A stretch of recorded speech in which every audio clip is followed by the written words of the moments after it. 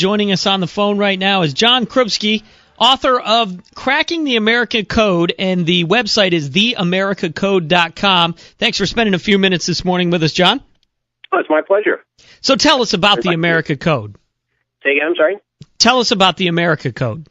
Well, the America Code began as a marketing exercise. I'm a marketing guy, and I was doing research into why is it that people are exposed to the same message and ultimately end up having different responses. And eventually it led me to research 35,000 people and ultimately to understand why Americans make the decisions they make and why America is what it is.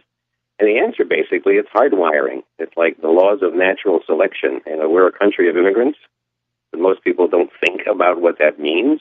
What that means is that immigrants are the people who leave there, come here, and that means they're a certain kind of person, disenfranchised, diligent optimists, and what I call also a nation of collective congenital amnesiacs. We don't remember anything very much or for very long, which is kind of interesting because it relates to some degree to what happened in Boston. We talk about the World Trade Center bombings, and we talk about how that changed America forever, and they're unprecedented, never happened before.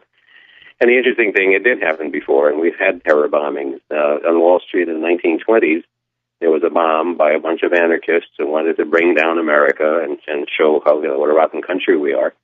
And it didn't work. Interestingly enough, if you go to Wall Street today, you will find that there are still marks from the bomb on the J.P. Morgan bank building. Wow. Because J.P. Morgan said, I'm going to show them that they're not going to be able to harm us. So we're a resilient people. The thing about the America Code is we are best in crises, strangely enough. We're not very good when everything is going well, but we really pull together when something goes wrong. That's interesting. That is really interesting. Why do you think that is? Just our psyche is set up for that? Yeah. I have this theory theory borne out by research that basically, we are hard-coded. We are genetically coded to be a certain kind of person. Let me give you a quick example and then go from there. The National Geographic Society recently had its 125th anniversary. And one of the things they did was ran an article on how, why do we explore? Why do people explore? And the answer, strangely enough, is that the peoples who explore have a certain gene sequence, believe it or not, that they don't. So, yeah, we are hard-coded to do that. We're optimistic. To be an immigrant takes an awful lot. Right. You have to travel. You have to be willing to be exposed to all sorts of dangers. You have to be committed. So you do that. But the other part of the America Code, is that we don't like consensus. We don't work on consensus. We work on association. There was a fellow named Alexis de Tocqueville in the 1840s who traveled around America. And on first coming here, he was amazed. He said, in England and back in Europe, whenever something needed to be done, a citizen immediately runs to a government functionary and asks that it be done. Here in America, somebody sees something needs to be done, they start doing it, other people help them. When it's over, they go their separate ways. Interesting. Yeah, that is interesting. So your book explores the psyche and all that in there? Yeah, the book explores all of that. It also provides a 12-point program for getting us back on track as a country based on who we are and how we got here. The American Constitution and the American Declaration of Independence are no accident. They are the product of a particular mindset of a particular group of people. Interestingly enough, by the way, not all Americans feel the same way. I divide America into three groups. There are people who are genetically coded to act. They do, they invent, they innovate, they do. They can't help themselves, they just do. That's 44%. 46% of Americans are basically inactive. They don't do much of anything. They don't really do much of anything. And then 10%, if you did the math, that's the remaining number, are reactive. They only react when something moves them to do so. And usually that's fear. Well, that's sad that 46% are inactive, and then sometimes it seems like those 46% then are the loudest when it comes to a situation where they're not happy with. Well, actually, that's not entirely true because they're inactive. They don't do much of anything. Oh, okay.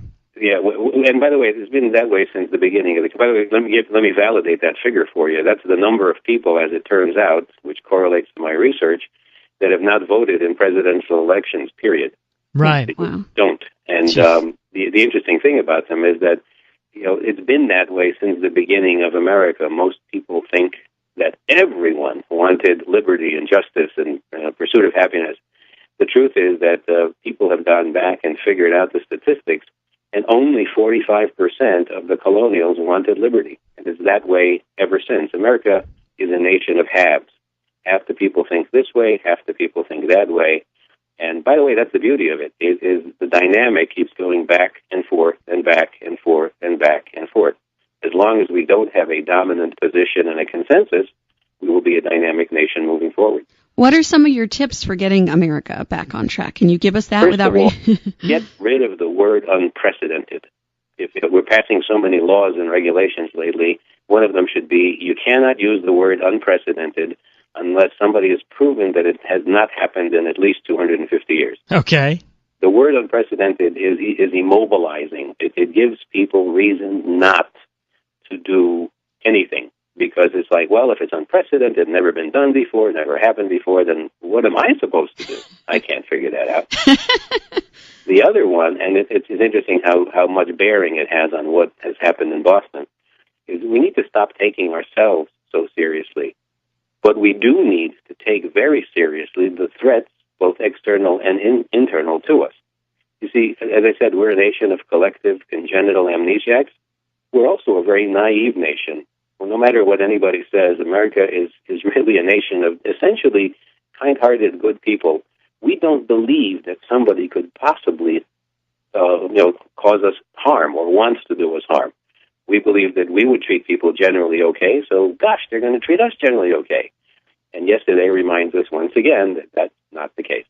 Cracking the America Code is the name of the book. TheAmericaCode.com is the name of the website, and we're speaking with John Krubski, the author of that book. Some great information, great stuff on the website. Go check it out. Thanks for spending a few minutes with us this morning, John. My profound pleasure. Have a great day. You too.